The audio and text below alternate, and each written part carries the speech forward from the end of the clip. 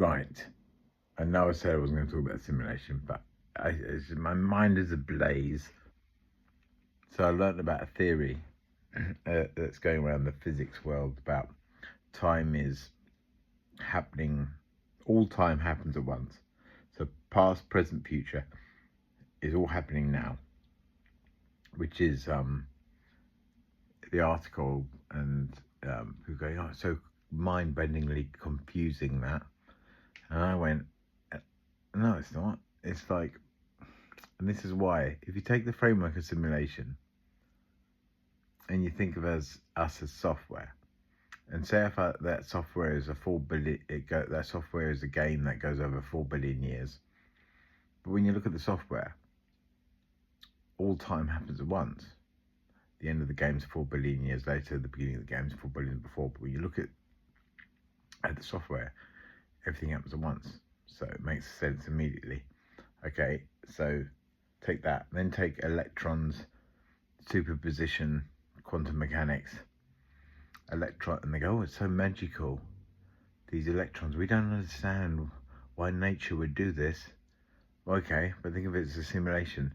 Electrons in superposition can be anything, can be absolutely anything, and when they're observed or measured, they fix into quantum entanglement, and a bit like writing to a hard disk.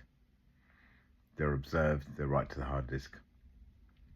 Simulation. Take the Big Bang and the fact the universe should be slowing down, but in 1998 they found out it was going faster, so they came up with dark matter and dark energy, which they know it's fact that 95% of the universe which you can't see, and they term it as dark matter and dark energy.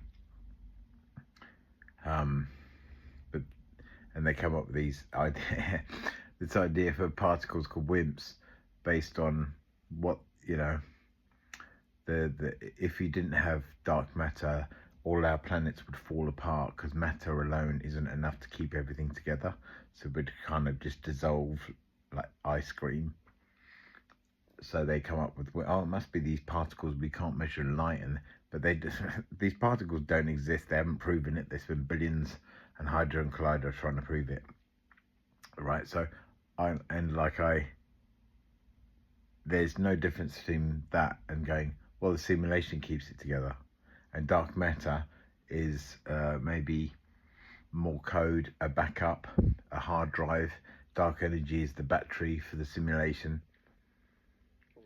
And this you'd think I'm just making this stuff up, but I argue with, I don't argue, I talk with all the high-end models, because I want to be, and sometimes they go, that's wrong, I want to know if it's just absolute rubbish or if it's possible. And it's absolutely possible. And in fact, everything within physics that they don't have an answer for. So quantum mechanics is not mathematically proven. E equals mc squared, energy equals mass, speed of light squared. That's proven. That's a beautiful theory that's mathematically proven. Quantum mechanics is not simulation theory. Oh, sorry, not simulation. String theory is not. Just about everything in physics that we talk about now is not mathematically proven. So it's not, until it is, it's all a theory. And it's quite amazing how much, when you learn about the scientific world, that just about everyone, and all these money thrown at it, they don't know. They don't really, they can't factually say this is, we think it's right. So I just don't understand all of the things they talk about: string theory, quantum mechanics, the dark matter, dark energy.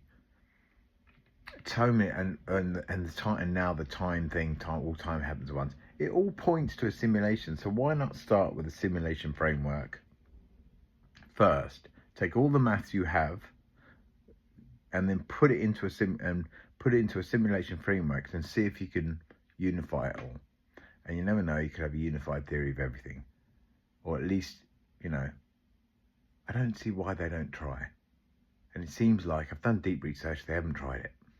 So here's an idea from a non-physicist, non-mathematician. Give it a go.